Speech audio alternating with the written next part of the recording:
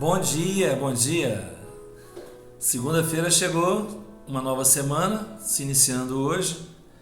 Que a gente tenha muito amor no coração, muita fé, muita esperança, muito equilíbrio nessa semana que a gente está começando hoje e que Jesus nos proteja sempre, não é?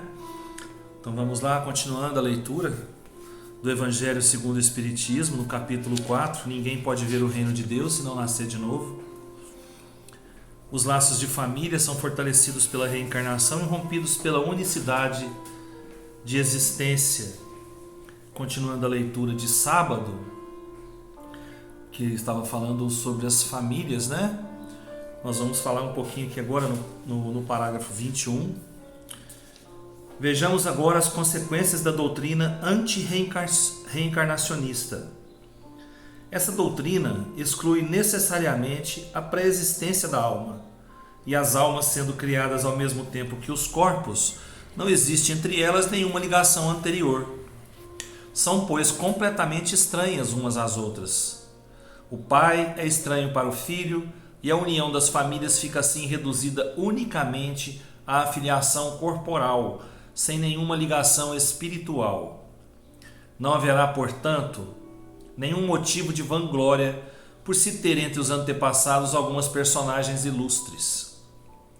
Com a reencarnação, antepassados e descendentes podem ser conhecidos, ter vivido juntos, podem ter se amado e mais tarde se reunirem de novo para estreitar os seus laços de simpatia.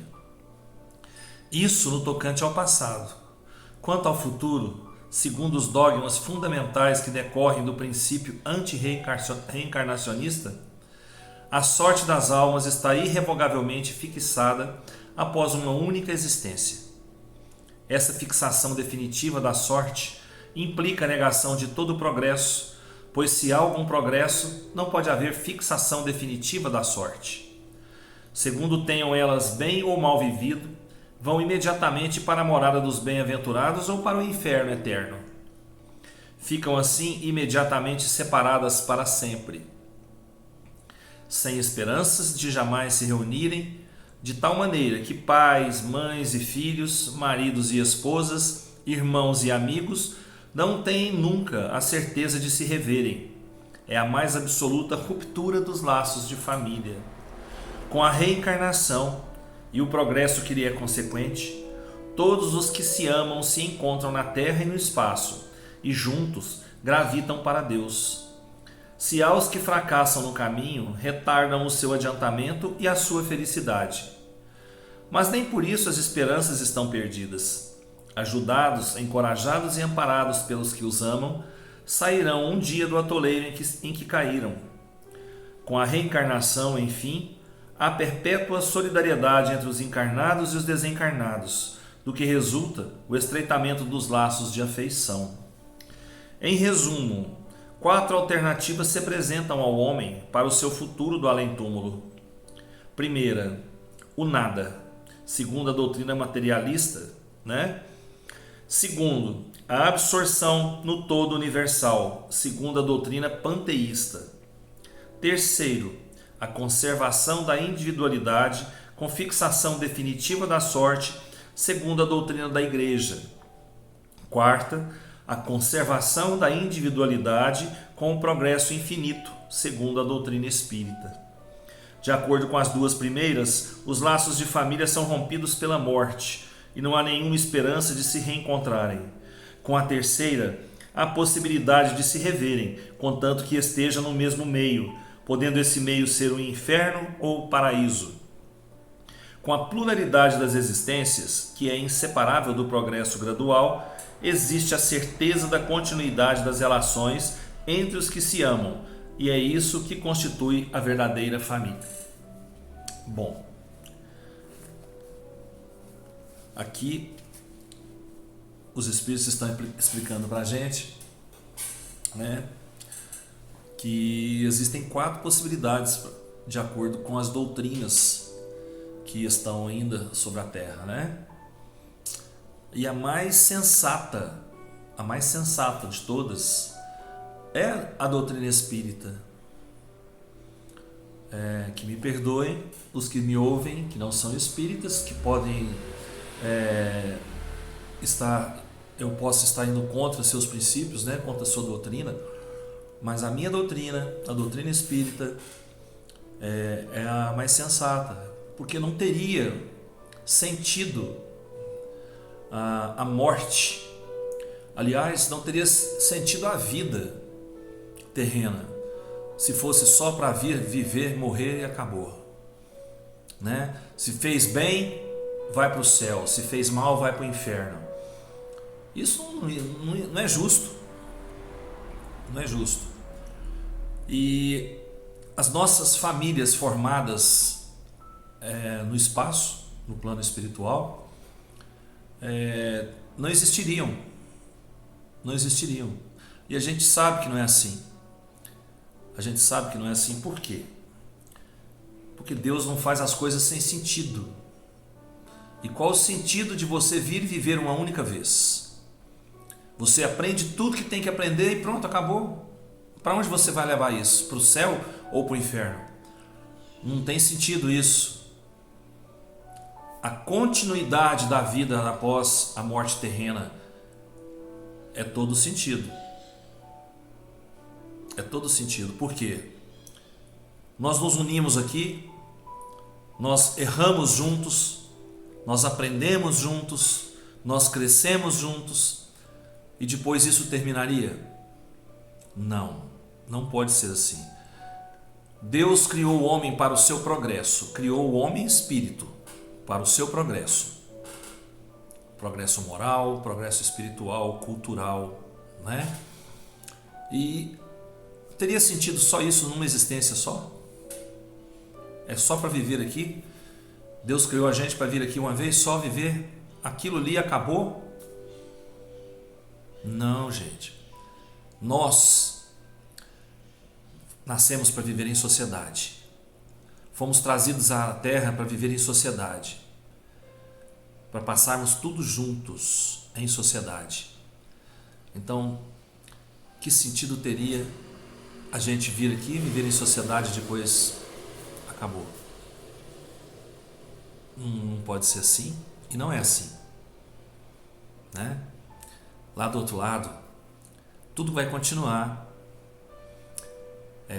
Dependendo da nossa vibração, da nossa energia, né, das nossas ligações com os nossos irmãos reencarnados aqui junto a gente vai continuar do outro lado também, vai se reencontrar, vai se rever, vamos trocar as experiências, vamos trocar o que a gente viveu aqui, passar para o outro o que a gente viveu aqui, né? E se for necessário voltar, vamos voltar para viver juntos novamente aqui, para resgatar alguma coisa que ficou, né? Alguma coisa que a gente deixou de fazer, deixou de aprender para o nosso crescimento.